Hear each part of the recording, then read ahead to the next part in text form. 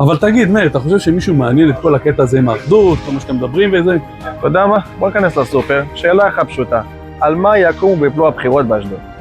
אתה תושב אשדוד? כן, מבחינתי, מחר בבוקר, אחדות, לכולם. לא, אחד על השני, אחדות. אתה תושב אשדוד?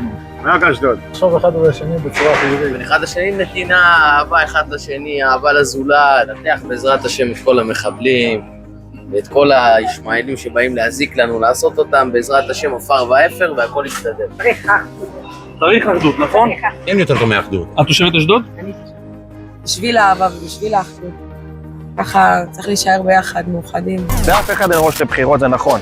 אבל זה 5 שנים, ו5 שנים זה המון זמן לעתיד של כולנו. אז אם האחדות חשובה לכולם, חייבים לצאת להצביע. ואם כבר הצבעתם, תצביעו מכל הלב.